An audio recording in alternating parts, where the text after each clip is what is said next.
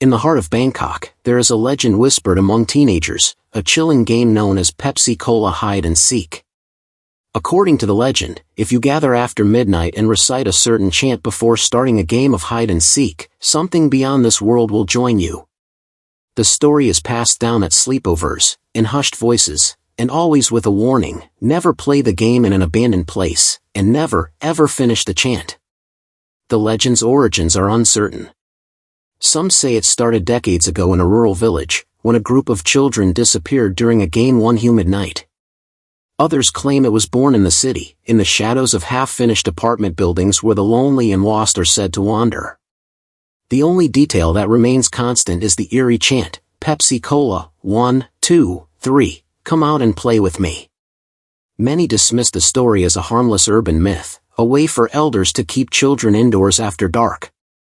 But those who have played the game, those who have felt the sudden drop in temperature, the sense of eyes watching from the dark, know that the legend holds a deeper truth.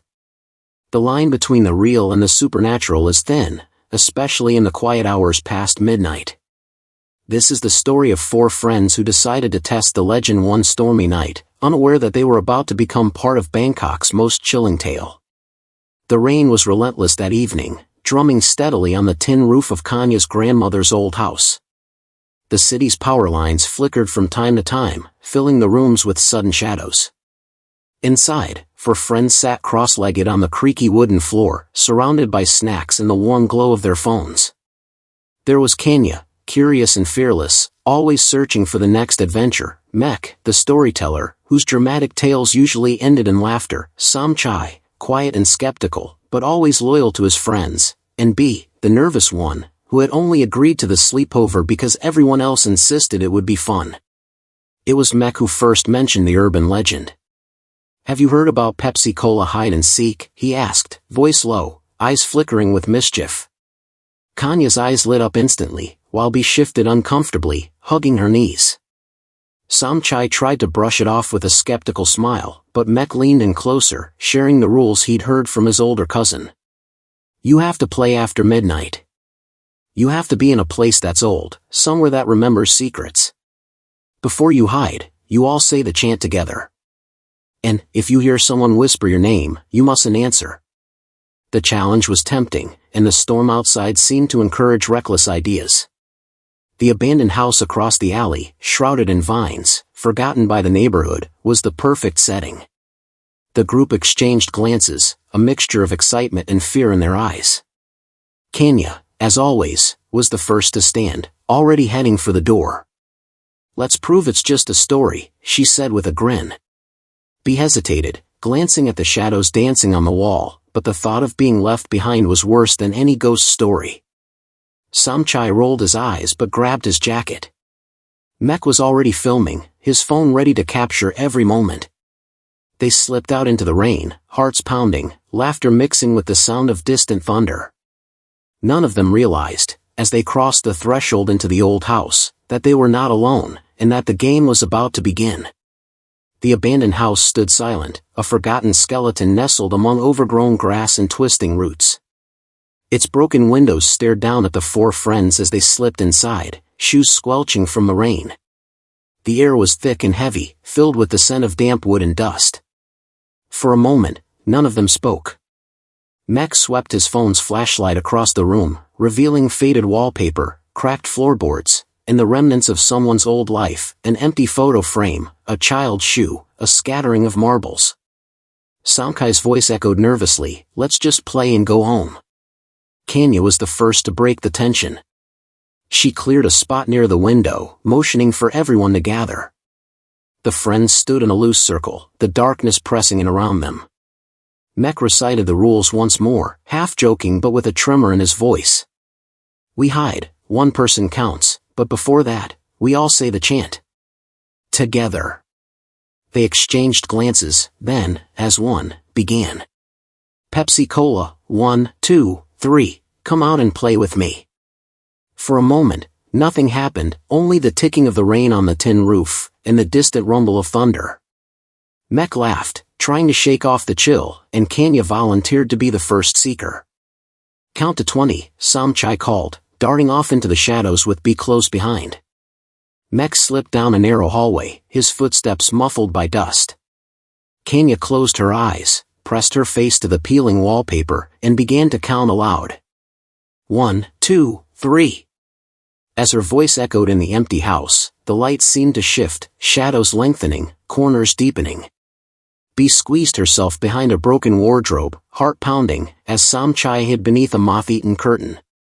Mek found a spot inside what must have once been a kitchen, crouching behind a rusty refrigerator. The house seemed to hold its breath. Outside, thunder rolled. Inside, Kenya finished counting. Ready or not, here I come. She turned, flashlight in hand, and the game began. But as she stepped into the darkness, a sudden chill swept through the room, and somewhere in the distance, a soft voice whispered her name. Kanya's heart thudded as she scanned the first room, the beam of her flashlight trembling in her grip. Each step seemed to creak louder than the last, echoing off the sagging walls. As she searched, the house responded with groans and sighs, ordinary sounds, she told herself, but her nerves were raw. Behind the wardrobe, Bee tried to steady her breathing. Every sound felt amplified, the distant roll of thunder, her own heartbeat, and the soft drip-drip of water from the leaky ceiling. Suddenly, she thought she heard something else, a faint, almost playful giggle, so soft it could have been her imagination. She pressed deeper into the darkness, refusing to move. In the hallway, Mek's phone flickered as he watched the screen, documenting the adventure. Through the lens, the hallway appeared darker, as if the shadows were growing. A chill swept over him, and for a split second, he saw a shape at the edge of the camera's view, a fleeting silhouette, gone before he could focus. Samchai crouched beneath the curtain, listening intently. The wind rattled the window, and a cold draft crept up his spine. That's when he heard it, a voice, barely a whisper, weaving through the room. Samchai. He froze. The rule echoed in his mind, if you hear someone whisper your name, you mustn't answer. He held his breath, waiting for the sound to pass. But the voice came again, a little closer, almost coaxing. Kenya, searching room by room, felt the weight of the house pressing in. Suddenly, her flashlight flickered and died, plunging her into darkness. In the black silence, she heard footsteps, soft, uncertain, but not her own. Bee? Mek, she called out, her voice trembling. No answer. Only that same whisper, calling her name now, too soft, urgent, and not quite human. One by one, the friends began to sense something was wrong. The house was no longer just an empty shell, it was alive, and it was watching them. Panic began to ripple through the group, though none of them could see each other. Mek's grip on his phone tightened as the battery warning blinked red, casting the hallway in total darkness. He tried to call out, but his voice sounded hollow, swallowed by the house. The shape he thought he'd seen earlier now seemed to lurk just out of sight, always waiting at the edge of the light. Bee could feel her skin prickling with fear. The giggle had stopped, replaced by the sensation of something cold brushing past her arm. Desperate, she squeezed her eyes shut and whispered to herself that it was just the wind. But her mind kept replaying the rule, if you hear your name, do not answer. Samchai, trembling behind the curtain, heard footsteps approaching, slow, measured, purposeful. He squeezed himself tighter against the wall, praying they would pass. But instead, the footsteps stopped right beside him, and the voice whispered again, softer and more insistent. Samchai. He bit his lip, fighting the urge to call out. The silence that followed was thick, charged with a feeling of being watched. He remembered the stories Mek had told, about those who never left the game, trapped in a place that wasn't quite alive, nor truly dead. Kenya, lost in the maze of hallways, was starting to realize the house's layout didn't make sense anymore.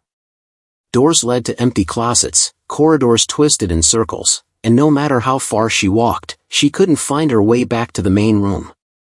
The darkness seemed to press closer with every step, her own name echoing in a chorus of voices.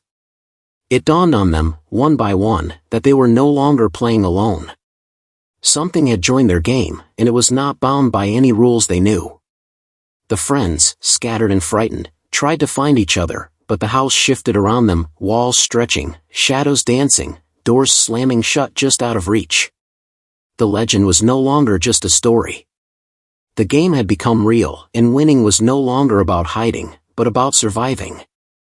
The storm raged on outside as the friends struggled against the twisting halls and suffocating darkness.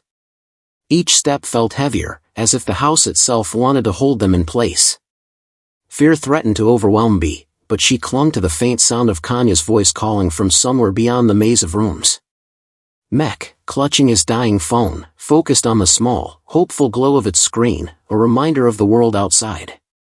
Finally, in a moment that felt both desperate and brave, Kanya called out, not just for her friends, but with the words of the chant, her voice steady and clear. Pepsi Cola, 1, 2, 3, let us leave and set us free. The air shifted. For an instant, the oppressive cold retreated, and the rooms seemed to realign. Samchai burst from his hiding place, drawn by Kanya's voice, and Bea followed, tears streaming down her face. Mek stumbled toward them, the last bar of his phone battery blinking out just as he rejoined the group. Together, they made their way to the front door. It creaked open with a groan, the night air rushing in to greet them. They spilled out into the rain, gasping, soaked, and shaken, but safe. Behind them, the abandoned house loomed silently, its windows empty once more. They didn't look back as they ran home through the wet streets, hearts pounding, silent in their relief. The storm passed. Morning came, and the legend was now part of their own story, etched into their memories forever. After that night, none of them spoke of the game again. But when someone new mentioned Pepsi Cola hide and seek, their eyes would meet, and an unspoken understanding passed between them. They knew, some stories are warnings. Some games are not meant to be played. And some doors, once opened, are better left closed.